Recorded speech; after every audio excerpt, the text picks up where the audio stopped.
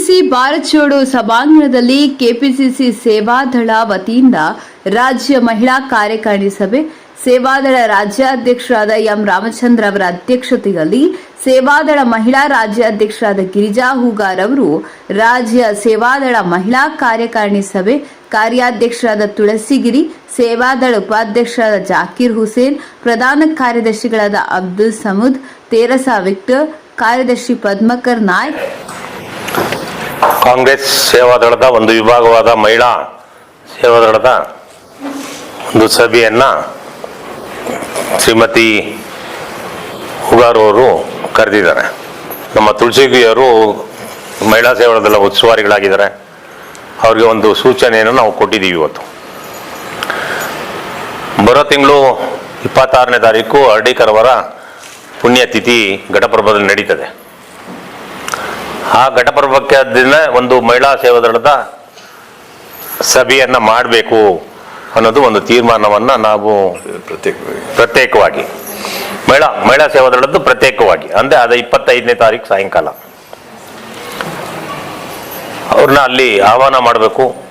ಯಾರ್ಯಾರು ಜಿಲ್ಲಾಧ್ಯಕ್ಷರು ಈಗ ಇದ್ದಾರೆ, ಧಾರವಾಡ ಇರ್ಬೋದು, ಗದಗ ಇರ್ಬೋದು, ಬೆಳಗಾಂ ಇರ್ಬೋದು, ಎಲ್ಲ ಜಿಲ್ಲೆಯ ಅಧ್ಯಕ್ಷರು ಆಗಿರುವಂಥವ್ರು ಅಲ್ಲಿಗೆ ಬರಬೇಕು ಅಂತ ಹೇಳಿ ಒಂದು ಸೂಚನೆಯನ್ನು ಕೊಟ್ಟಿದ್ದೀವಿ.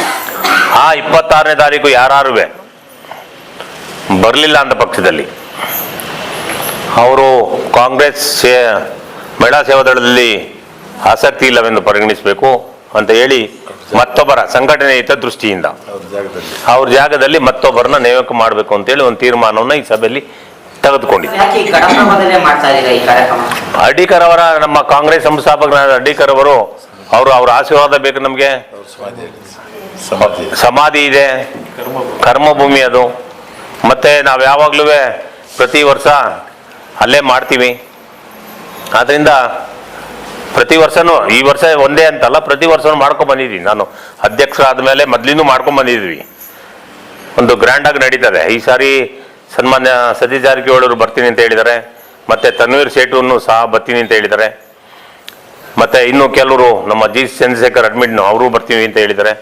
ಅದನ್ನ ಈ ಸಾರಿ ಒಂದು ಸ್ವಲ್ಪ ಜೋರಾಗಿ ಮಾಡಬೇಕು ಅಂತ ಹೇಳಿ ನಾವು ಒಂದು ತೀರ್ಮಾನವನ್ನ ತೆಗೆದುಕೊಂಡಿದ್ದೀವಿ. ನಾವೇ ಆಗಲಿ, ತುಳಸಿಗಿರಿಯವರೇ ಆಗಲಿ, ನಮ್ಮ ಉಪಾಧ್ಯಕ್ಷರುಗಳಾದ್ರೆ ಮಹಿಳೆಯರು ಎಲ್ಲರೂ ಸೇರಿ ಒಂದು ಒಗ್ಗಟ್ಟಾಗಿ ಮಾಡಬೇಕು ಅಂತ ಹೇಳಿ ನಾನು ಒಂದು ತೀರ್ಮಾನ ಮಾಡಿದ್ದೀವಿ. ಅಲ್ಲಿ ಒಂದು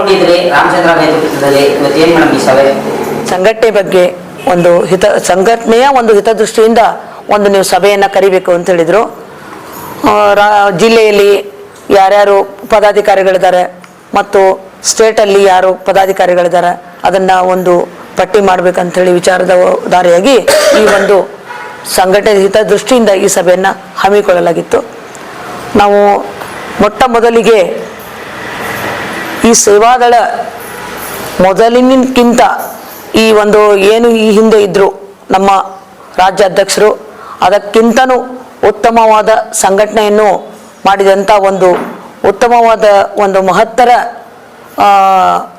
ಹೆಗ್ಗಳಿಕೆ ಅವರಿಗೆ ಇದೆ. ನನಗೆ ಬಹಳ ಇದನ್ನು ಹೇಳಲಿಕ್ಕೆ ಬಹಳ ಖುಷಿ ಆಗ್ತದೆ. ಹೆಂಗೆ ಹೋಗ್ತಾ ಇದ್ವಿ ಆ ರೀತಿ ನಾವು ಇನ್ನು ಹೋಗ್ತೀವಿ. ಮತ್ತು ಒಂದು ಉತ್ತಮವಾದ ಸಂಘಟನೆಯನ್ನ ನಾವು ರಾಮಚಂದ್ರ ಸರ್ ಅವ್ರ ಜೊತೆಗೆ, ನಮ್ಮ ಅಧ್ಯಕ್ಷರ ಜೊತೆಗೆ ನಾವು ಸಹಾಯಕವಾಗಿ ಮಾಡ್ತೀವಿ. ಮತ್ತು ಉತ್ತಮವಾದ ಮಹಿಳಾ ಸಂಘಟನೆಯನ್ನು ಕೂಡ ನಾವು ಮಾಡ್ತೀವಿ. ನಮ್ಮ ತುಳಸಿಗಿರಿ ಸರ್ ಪಾಪ ನನ್ನ ಒಂದೇ ಒಂದು ಮಾತಿಗೆ ಓಡ್ ಬಂದಿದ್ದಾರೆ. ನಮ್ಮ ಮಹಿಳಾ ಸೇವಾದಳದ ಉಸ್ತುವಾರಿ ಅವರು ಸಂಘಟನೆಗೆ ಬಹಳ ಮಹತ್ವ ಕೊಡ್ತಾರೆ ಪಾಪ, ಇಲ್ಲ ಅನ್ನೋದಿಲ್ಲ. ಆದರೂ ಅವರ ಒಂದು ಸಹಾಯ ಸಹಕಾರ ನಮ್ಗಿರ್ಲಿ.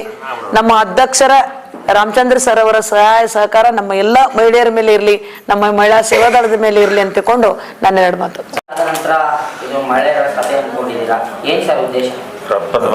ನಾನು ಮಹಿಳಾ ಉಸ್ತುವಾರಿ ಆದ ನಂತರ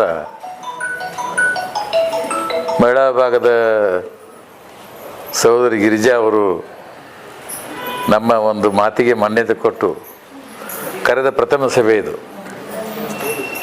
ಸಾಕಷ್ಟು ಸಲ ಅವ್ರು ಹೇಳಿದ್ದೆ, ಆದರೂ ಆಗಿರಲಿಲ್ಲ. ಈಗ ಕರೆದಿದ್ದಾರೆ.